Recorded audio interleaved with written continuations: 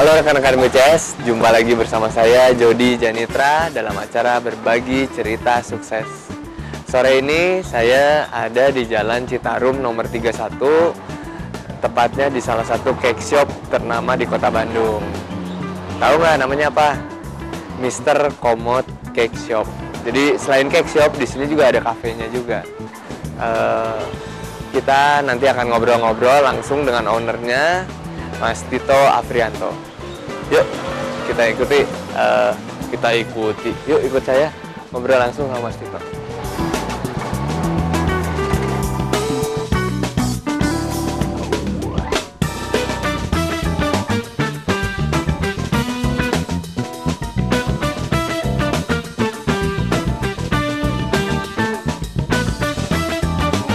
Oke rekan-rekan BCS, sekarang saya sudah bareng dengan Mas Tito Afrianto, owner dari Mr. Komod.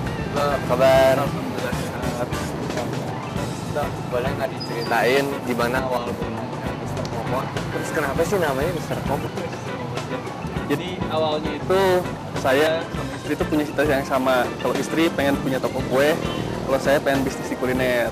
Akhirnya sebelum nikah itu kebetulan kita bertekad Mr. Komod ini gitu. Terus nama Mr. Komod sendiri diambil dari nama ayahnya istri mertua saya, karena sama keponakannya itu selalu dipanggil Om Komod. Akhirnya kita pakai, diabadikan, mudah-mudahan itu jadi doa dari orang tua kita juga gitu. Terus nama MR-nya sendiri bukan Mister sebetulnya, tapi Mang Rahmat. Nah, Rahmat ini nama dari mertua saya. Jadi Mang Rahmat Komod. Mang Rahmat Komod. Jadi bukan Mr. Komod sebenarnya. Mr. Komod sebetulnya. Terus itu tahun berapa tuh? Pendirinya. Iya. Jadi pendirinya itu pada 10 Oktober 2010. Jadi 10 Oktober 2010. Butuh waktu berapa lama sih untuk mempersiapkan cake shop ini sampai beroperasi? Betul. Persiapannya sih sebelum pembukaan itu ini justru jangan dicontoh nih, kalau mau nanti teman-teman ada yang mau buka bisnis serupa, ini jangan dicontohnya ini dari saya. Kita butuh persiapan singkat cuma 3 bulan. 3 bulan. Jadi kita itu belajar sampai setelah buka justru gitu. Dari 3 bulan itu kita cuma siap secara produk, selebihnya itu kita belajar sambil jalan. Nah ini yang memang di awal-awal itu banyak sekali rintangan, komplain dari konsumen segala macam. Nah itu pembelajaran buat saya sama istri saya ke depannya kalau mau buka bisnis. Memang persiapannya lebih matang lagi gitu. Lebih banyak trial and Error setelah buka justru gitu. Bukan sebelumnya gitu. Nah, kalau boleh tahu untuk memulai bisnis cake shop ini dulu modal awal berapa? Modal awalnya itu ya lumayan itu sebetulnya yang besar di sewa tempat, karena sewa tempat itu kebetulan yang punya rumah ini pengen 5 tahun sekaligus dan dibayar setahun dibuka dalam jangka waktu tempo setahun, sewa 5 tahun lunas. Nah kurang lebih total modal yang dihabiskan sih hampir 2 lah. Hampir 2 sudah berikut sewa.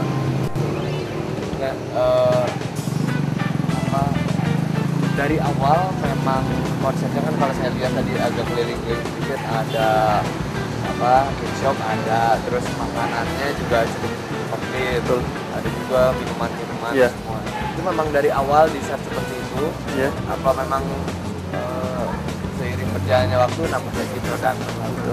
Jadi awalnya kita cuma buka cake shop aja kan, cake shop aja, plus pantry, plus minuman.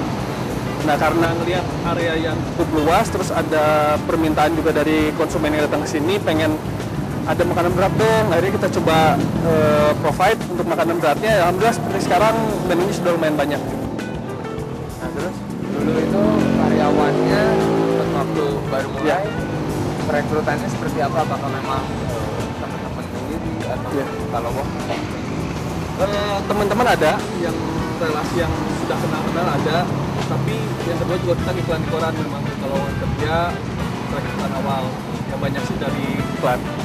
Nah, waktu awal itu berapa orang karyawan yang di cake? Kurang lebih sekitar karyawan starting itu sekitar 20 orang. Baik, rekan-rekan BCS, kita akan ngobrol lagi dengan Kang Tito, owner dari Mr. Komod, tapi setelah sampai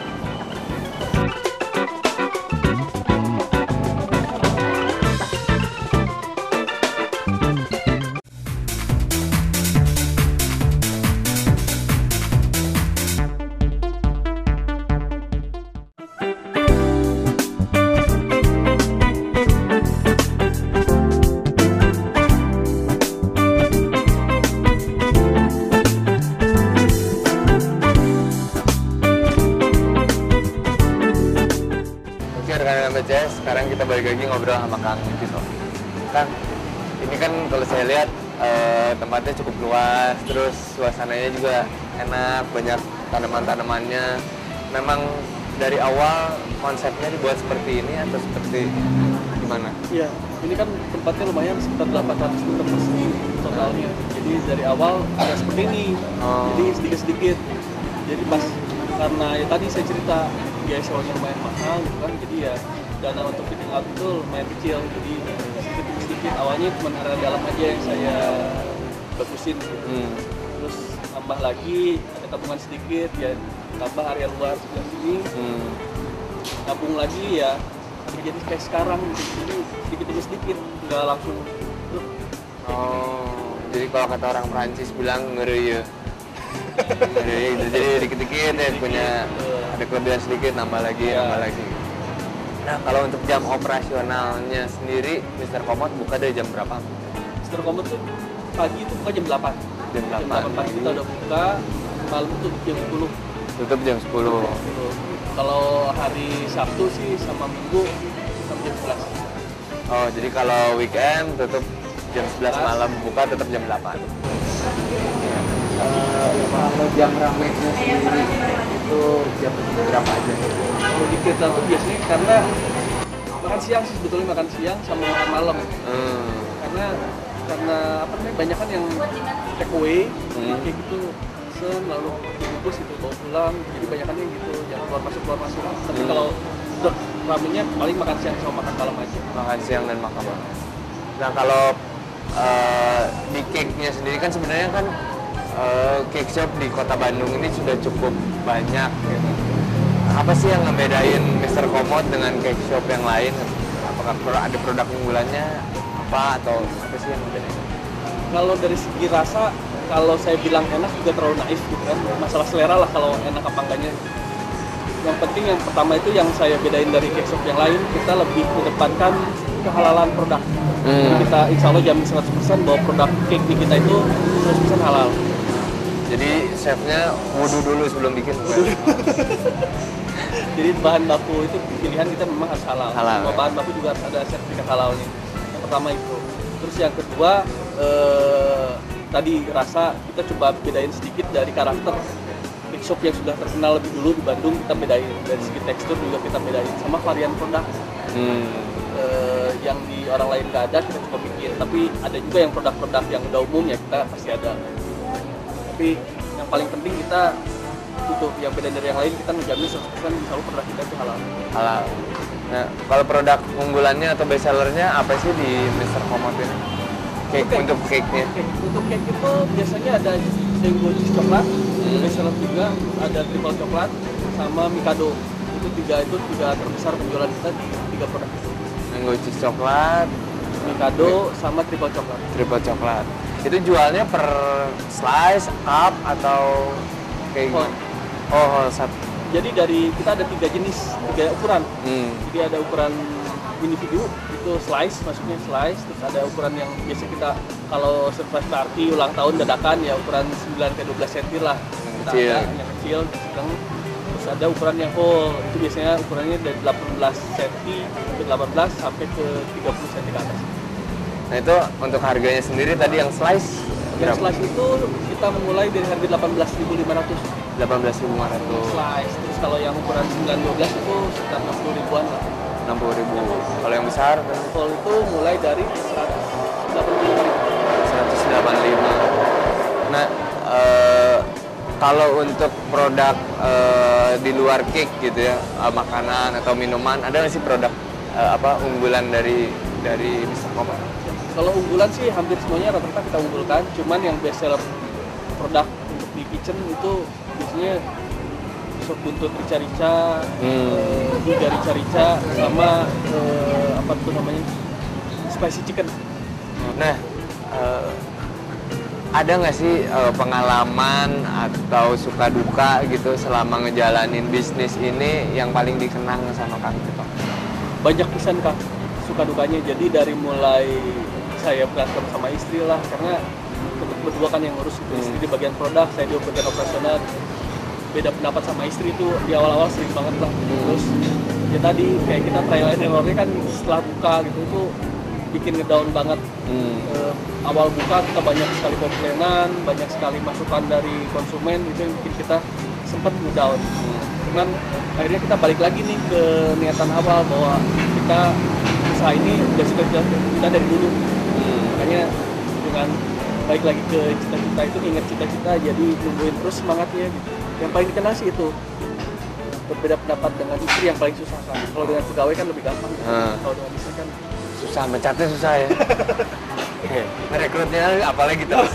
Oke rekan-rekan BCS, kita akan ngobrol lagi dengan Kang Tito, tapi setelah pesan-pesan yang berikut ini.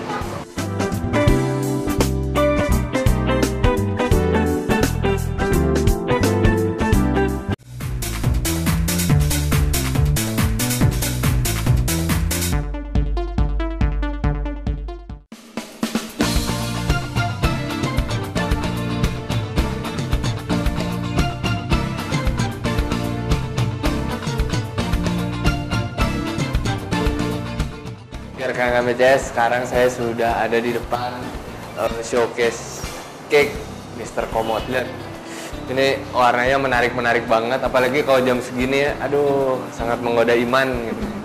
Nah, Kang, tadi kalau yang ukuran sedang itu yang ini berarti ya? sedang yang atas. Oh, yang atas. Ya, yang atas. Kalau ini harga berapa nih? Yang mulai dari 185.000 itu. Oh, 180 ya.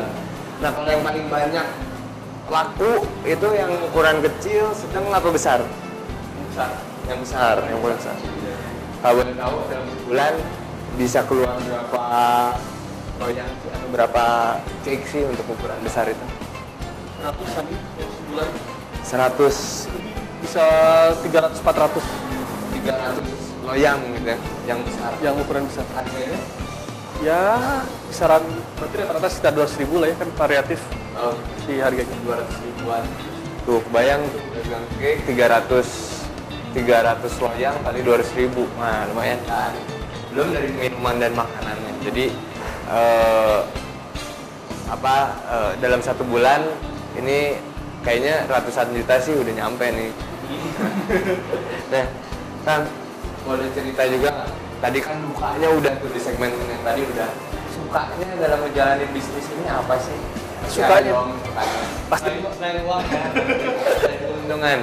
Ya, yang pertama itu banyak pembelajaran lah buat saya pribadi, terutama sama istri. Banyak sekali belajar yang dulu zaman kuliah tuh kita nggak dapet gitu kan, tapi di dunia nyata bisnis tuh dapet. Pertama itu. Terus yang kedua, silaturahmi jadi banyak, relasi jadi banyak, terutama. Terus ilmu tentang bisnis juga banyak belajar juga gitu kan, sambil berjalan ya, bisa berguru ke banyak orang gitu, sambil jalan gitu ya, kayak gitu. Sukanya kan banyak di sana sukanya. Nah, ngomongin tentang relasi, kalau Kang sendiri ikut organisasi pengusaha atau perkumpulan apa nggak sih? Ya, kalau saya saat ini sih yang lagi aktifnya di sindikat kuliner. Di sindikat kuliner itu tahun lalu saya sempat jadi ketua, cuman sekarang udah ganti sama Kang Angga Batagor Honeymoon. Terus di PHRI paling ya, kalau di kuliner sih cuma 2 itu. Kalau di kuliner. Nah, menurut Kang, manfaat dalam berorganisasi dengan hubungannya dengan bisnis yang dijalanin, ada nggak sih kaitannya, apa hanya buang waktu atau menurut Kang gimana? Banyak ilmu yang bisa didapat di organisasi, terutama yang berhubungan dengan bisnis kita. Terutama kita bisa berbagi supplier nih, data supplier kita bisa berbagi gitu kan, bisa. Terus masalah yang teman-teman lain dapetin gitu kan, kita bisa belajar dari mereka. Kalau kita dapetin masalah yang sama, kita sudah bisa antisipasi lah gitu kan. Terus ya kita bisa sharing gitu kan tentang bisnis, kadang kita bisa tukar produk kan. Misalkan dia butuh apa, kita ada, ya kita bisa juga tukar. Kadang bisa titip kue juga di tempat orang. Kalau saya ini bisa nitipin di Bobber Cafe, misalkan kita bisa nitipin kue gitu-gitu. Di Bobber ada nggak sih Kang trik atau strategi yang dilakukan selama mengembangkan bisnis cake shop ini yang menurut Kang agak beda dengan cake shop yang lain gitu? Apakah misalkan ada program promo yang dilakukan atau via online misalkan beli cake online gitu?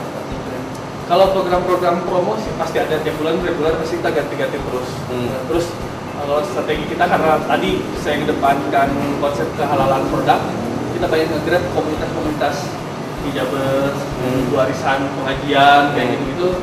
Kita bisnis support pengajian mereka. Misalkan hijabers ini ada acara kita support. Kita juga campaign ke mereka bahwa semua produk kita ini halal untuk dikonsumsi. Nah, dengan demikian mereka tuh minimal si komunitas itu kan pasti belanja kue itu 90% pasti ke kita kalau beli cake itu. Terus yang kedua juga mereka menyebarkan bahwa di sini produknya halal ke teman-temannya gitu, relasinya itu sih lebih kuat di kitanya gitu. Jadi lebih nge-grab komunitas gitu. Komunitas muslim gitu ya. Jadi nanti bisa viral gitu, cepat mereka ngasih tahu ke teman-temannya bahwa kalau beli kue yang halal di sini gitu. Tapi jangan salah, kalau sekarang ini yang non muslim sebenarnya juga banyak juga produk yang halal sebetulnya, karena ya karena keterkaitan dengan kesehatan, ada yang peduli kesehatan tentang A, B, C, D. Jadi mereka juga sebetulnya kehalalan ini bukan cuma milik muslim. Kalau sekarang kita lihat, saya lihat itu bukan cuma milik muslim, tapi non muslim juga Sudah mulai. Oke, rekan-rekan BCS, kita akan ngobrol-ngobrol lagi dengan Kang Vito, tapi setelah pesan-pesan ini.